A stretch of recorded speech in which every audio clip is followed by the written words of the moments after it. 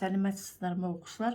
Біз енді сабағымызды әрі қарай жалғастырамыз. Ұлттық бірыңғай тестте жылу қозғалтқыштары тақырыбына кездесетін есептерді шығарайық.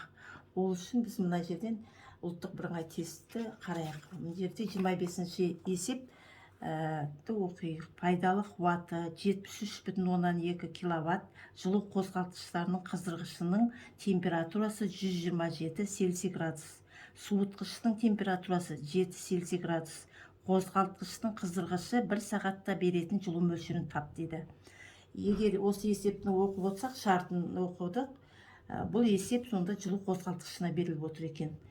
Енді бұл есепті шығару үшін біз 10-шы класстың программасынан жылу қозғалтқышы тақырыбынан екі формуланы аламыз. Бірінші формула пайдалы әсер коэффициенті тең болады жұмыс бөлінген қыздырғыштың жылу мөлшеріне қатынасы деген формуланы қолданамыз. Екінші формула пайдалы әсер коэффициенті тең болады қыздырғыштың температурасынан суытқыштың температурасын алып, қыздырғыштың температурасына бөлгендегі формуланы қолданамыз. Екі формула 10-шы класстан. Одан кейін қосымша 7-ші класстан жұмыс тең болады қуат көбейту уақыт деген формуланы қолданамыз. Енді есепті шығару үшін бірінші есептің шартын жазып алайық. Берілгені пайдалы қуат ол Pn тең болады 73,2 киловатт. Енді қыздырғыштың температурасы 127-ге тең, суытқыштікі 7-ге тең. Уақыты 1 сағат, табу керек қыздырғыштағы жылу мөлшерін. Енді айналдырып алайық, бәрін бір жүйеге келтіреміз. Киловатты ваттқа айналдырайық.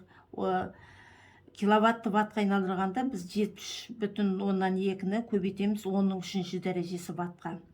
Енді қыздырғыштың температурасын кельвинге айналдырғанда ол 400 кельвин болады. Суытқыштың температурасы 280 кельвин болады. 1 сағатта 3600 секунд бар. Бір жүйеге келтіріп алдық. Енді есепті шығару үшін біз жаңағын айтып кеттім жоғарыда.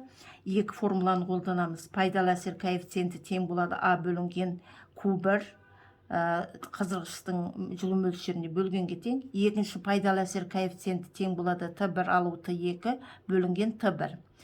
Қосымша 7-ші класстың тақырыбынан жұмыс тең болады қуат көбейту уақыт аламыз.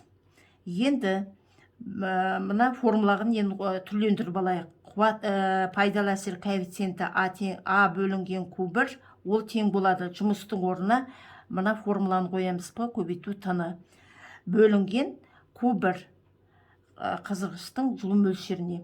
Енді осы екі пайдалы әсер коэффициентін бір-біріне теңестіріп алайық та Q1-ді тауып алайық. Теңестіреміз. Q1-ді табу үшін Т1 бөлінген Т1 алу Т2. Сан мәнін қоямыз. Сан мәнін қойған кезде жуықтап алғанда 878 мегаджоуль шығады. Енді біз жаңа есептің несінен байқайық. Тесттің сұрағынан жауапты іздейік. Міне жауабы бар екен. С жауабы жуықтап алғанда 878 МДЖ-ға тең болады екен. Міне осы 10-шы класс пен 7-ші класстың формулаларын қолдану арқылы шығаруға болады екен.